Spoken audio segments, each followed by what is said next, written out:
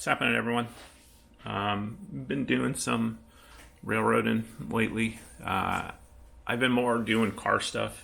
I sold an old truck, bought a new truck, or a new old truck, so I've been working on that pretty much for the last like 3-4 weeks.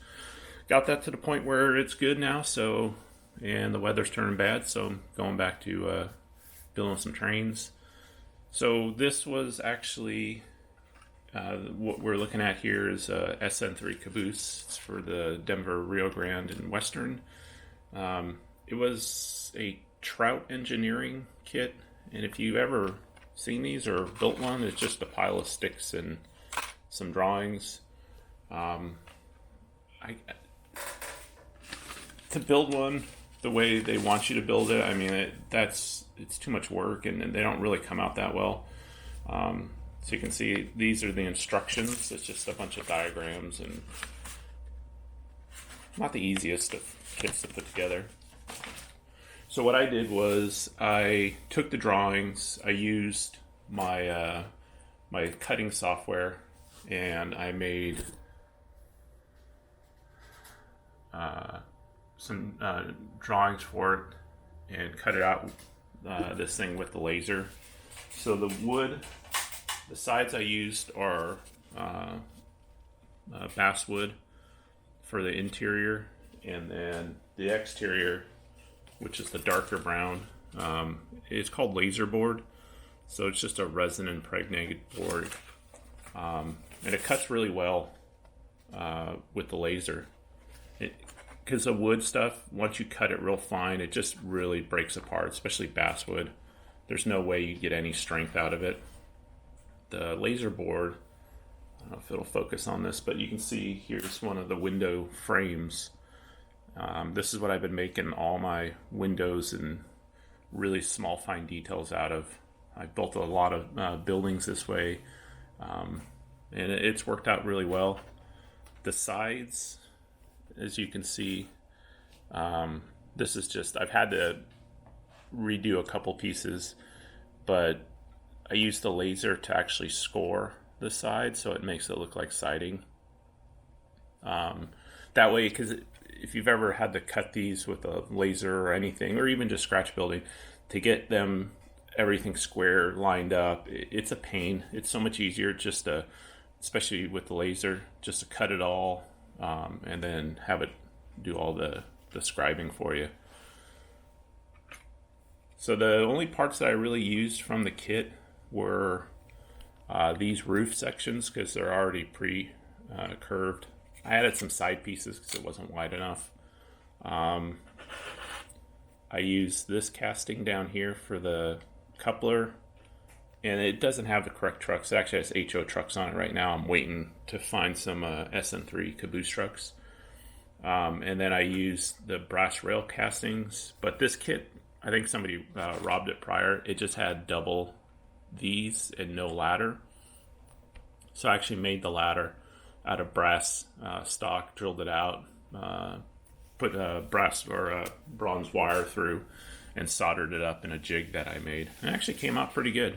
Took a lot of work, but I think it was worth it. Plus, I really didn't have an option. So you really can't a lot of SN3 stuff is not, available as far as parts. So you're pretty much stuck making everything. So you can see the interior. So you can see that this is the basswood core or interior structure, and I'm not going to do an interior in this one. The model next to it is a PBL. It has a full interior, but you can't even see it. I mean, it's one of those things, it's there, and that's about it. And then the windows, these frames were just styrene strip that I glued into place in the window opening. That way, because if you look at the other one, it does have that frame that goes around.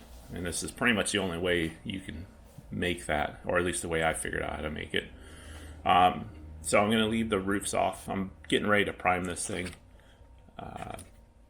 And then I leave the roofs off, that way I can add the glass after I paint it. This laser board actually paints pretty good. It's pretty stable too. So I just need to get some more couplers.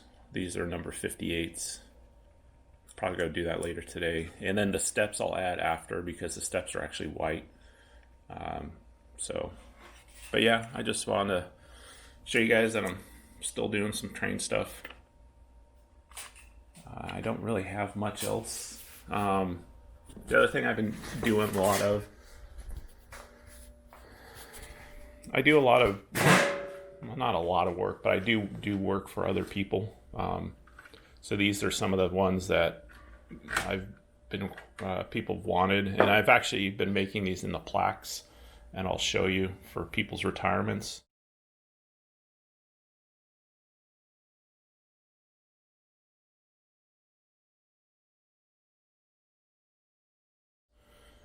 And I also started making decals. So these decals, I made all this in Publisher and then printed it out on clear laser print decal paper. And then so this one it was all this was white, so I had to paint this black. It's kind of a pain. And then this one started off as a black model, and then I painted all this white, painted the roof white, add the decals. I'm actually waiting on more decals.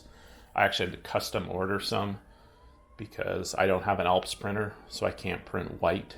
And when you print, these are clear, and you put them on this, it just disappears on the black.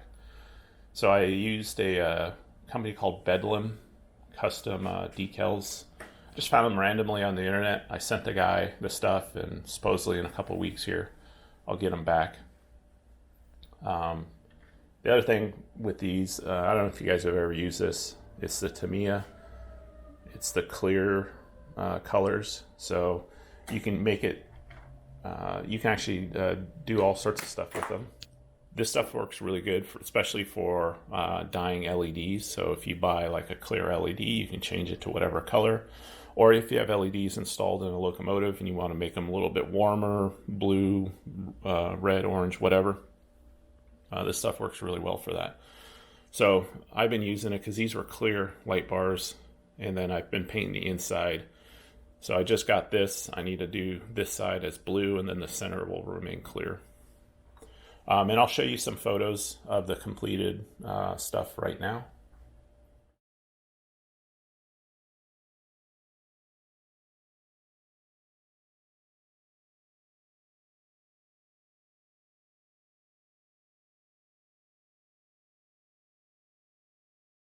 Next thing I'm going to do is I'm going to start painting the caboose. Probably do that today. I'll prime this. So I just got done painting the car. This is with True Color. It's their Denver and Rio Grande Western freight car red. And I primed it with the Tamiya primer. So now I just got to let this dry probably for about a day before I decal it. And then I'll go and just paint all the handrails and stuff white. And then put windows in, or dull coat it, and then put the windows in. So it's getting there. And I think I've shown this before, but this is my my setup, and this actually vents to the outside. I have a vent, so I can paint enclosed because it's raining and it's a little cold out right now. But it's nice not having to open up the garage and freeze your off. And then after I do that, I think I might start doing the layout extension for the SN3, because this is eventually going to wrap around all the way here. So I just got to build the bench work for it. So I might start that either this weekend or next weekend or whenever I get motivated to do it. But I just thought I'd give a real quick update, let you guys know what I'm doing here. Thanks for watching.